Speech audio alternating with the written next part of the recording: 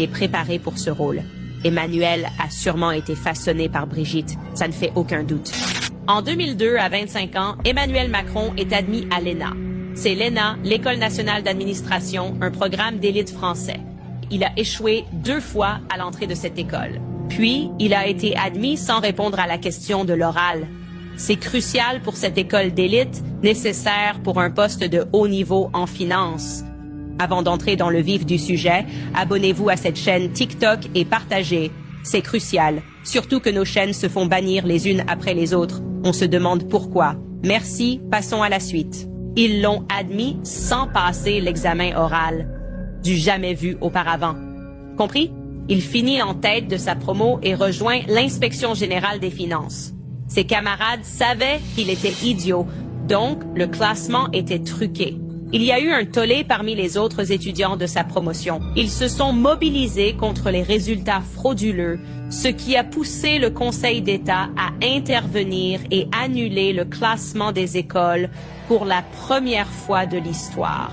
Compris? Pour la première fois de l'histoire de l'école. Vous imaginez? Comme si dans un MBA vous pensiez « ce type est un idiot. Je ne sais même pas comment il est arrivé là. » Et puis il publie les classements et en fait, c'est l'élève le plus brillant. Et tout le monde se dit « qu'est-ce qui se passe ici? » C'est clairement truqué. C'est complètement bidonné. Ils impliquent le Conseil d'État et vous savez quoi? Et si on n'avait pas de résultats cette année? Comment ça? Petit point rapide. En 2021, quand Emmanuel Macron était président, il a décidé d'annuler l'ENA, tout simplement. Il se dit, on a besoin de plus de diversité dans la banque. Donc, ce programme ne devrait même pas exister. C'est ridicule. C'est complètement fou. On a juste besoin de plus de diversité. Ouais, bien sûr, mon pote.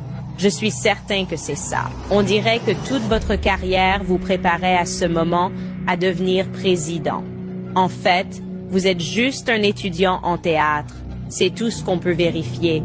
Vous savez jouer la comédie. Vous savez faire semblant d'être président avec quelqu'un qui vous manipule en coulisses. Autre bizarrerie, admis chez Rothschild en 2008, il devait publier un arrêté l'exemptant du service civil. Pour une raison inconnue, il a été dispensé de cette obligation. Il n'a même pas eu à réintégrer la fonction publique après avoir quitté la banque. Et hop, nommé conseiller économique de Hollande. Comment ça? Le vice-président du Conseil d'État pour l'éthique juridique s'est même exprimé là-dessus. Il a dit n'avoir jamais vu une chose. Macron et Brigitte ne sont pas